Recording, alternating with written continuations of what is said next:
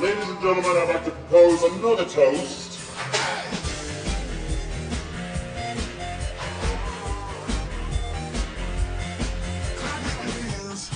This is the moment you've all been waiting for.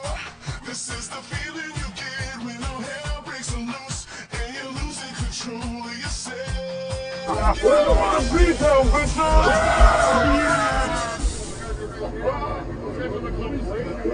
You go. Settle in. Yeah, that's great. Perfect. All right, let's do this. And action. Oh, I don't as a large, healthy man, I don't normally eat like this, but it was 2-piece Tuesday. 2 pieces in a basket. There's 3 pieces on the plate, but that's what we're afraid of. Not just spit.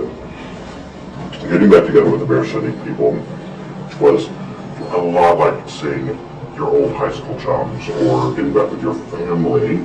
It's a big cliche in the Hollywood movies to say that we're all family. You spend so much time together that it really does feel like you've got 6 new brothers or 7 new brothers. And to know that we were all coming back to work together again was amazing. I remember the first time that Joe and I worked, he turned to me after we had shot the scene when we're walking on the beach together late at night. And we both realized that it was really cool to experience not only where Roger and Tyler have evolved, but where Joe and Gerald have evolved as people, and to bring our maturity and our life experience last 2 years into these people and into their love affair was really cool. I remember our first take, we both stopped and realized, how beautiful it was. That kind of sincerity doesn't belong here, so we'll move on. Thank you. The unique thing about the story is that you see a group of friends that hasn't really been given a voice before. I felt it was going to be something really special.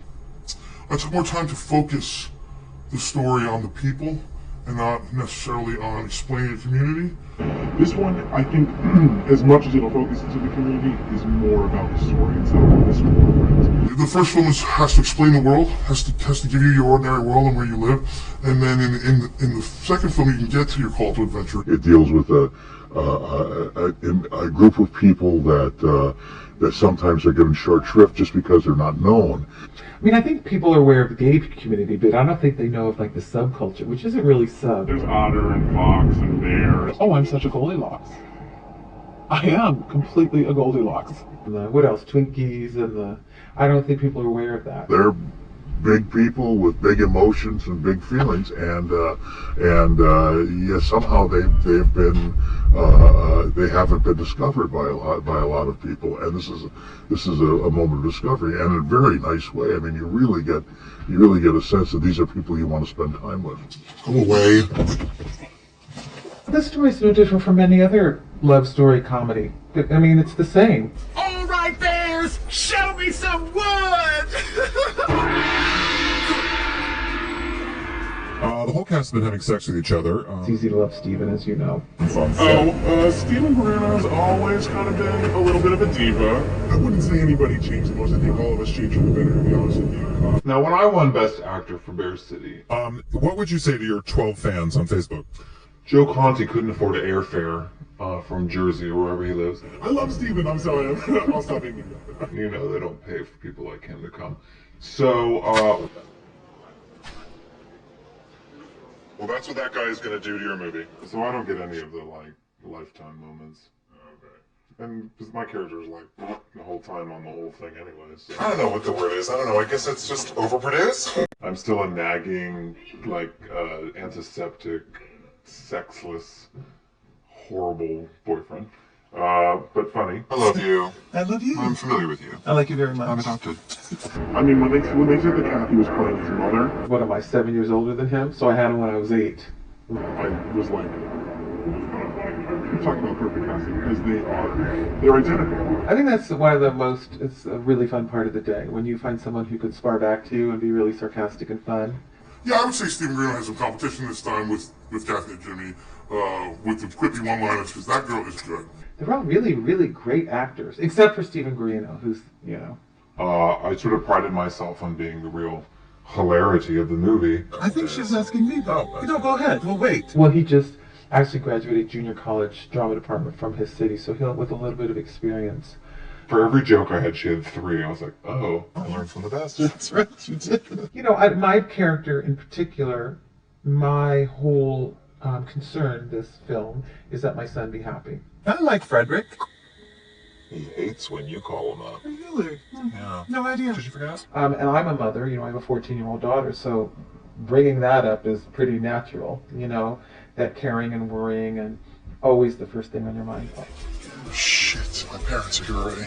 You brought your parents to their week? To the wedding? In this film, I introduced Tyler's family. You know, obviously, I'm very close to my mom. I'm close to my dad. I'm close to my family. So they've always made me feel very special. And so I felt like I wanted to bring that into this because I don't think every gay person has that. So I wanted to bring those characters in and show a loving family. Show family that doesn't necessarily get it, but they try. Yes, that's I'm the mother of Tyler, the wife of Gabriel. I see her as a, you know, she's very loving, very warm, but initially seems maybe a little out of it or not quite with the program. But They kept calling him Daddy. I was sort of like, whoa, what's going on? And of course, everyone's hitting on my husband, and, you know, but the thing I like about her, she's not the uptight biddy. She's sort of like, oh, all right, because she feels things and she realizes this feels good. This is a warm group of people. It's not a scary world. So my mom is definitely a cross between Rose and Rachel. Now my mom's name is Rose, but the character that most represents Rose is Rachel. What represents my mom is Rachel. And then obviously Richard really plays my dad. No, that's not weird. All right. Maybe it's, yeah. What's the matter? Are you having a heart attack? I'm Tyler's father, and his mother and I are here to support him at his wedding. And you know, I'm a little bit straight-laced, but I definitely am very supportive of my son and very fond of him. So I'm happy to be a part of this. So, are you guys excited? I'm excited for you, the big wedding. I mean, finally New York did the fucking right thing, right? Yeah, well, you know, I in my own personal Kathy life have been to probably more gay weddings than straight. So, and it's always got an extra sort of dollop of emotion. It's going to give such a beautiful voice, not only to the story, but to the importance of equality. I'm really excited about the story. I think it has political relevance. Legalization of marriage changed the script because I had actually written P-Town in as the place to go to get married legally because it wasn't in New York. So what legalization in New York did, which is a great thing that New York got their fucking shit together, I'm glad that New York did that because now they can build something together and not have it ripped away because this piece of paper says society has to respect this. Is what's important. And I think that's a wonderful thing. I think then you can take the pressure off of P-Town. And you can go there, not because you're forced to, but because it's still a lovely, lovely place to get married. Hey, you guys caught me in my side job as a pool bear. Comedy! Provincetown was a fantastic location. If you've not been to Provincetown, and I'm not getting paid to say this, although I would like to be, you need to go. They were so gracious. We had to work with the town council. We had to work to get permits. They ended up getting the firemen involved, and we ended up having this huge crane shot with this, like, unbelievable banner. We did some filming in Bear Week, which you probably have heard about, and you've probably seen many of your friends in that, or maybe you're in it yourself. I knew that that would be the authenticity I needed to be able to have the real people and to be able to have these really wide, epic shots. To walk down Commercial Street is an experience like nothing else, where you see newlyweds with their strollers and, you know, older, younger couples. This town is so charming. Yes, yes it is. When it comes to love, oh hey, you guys!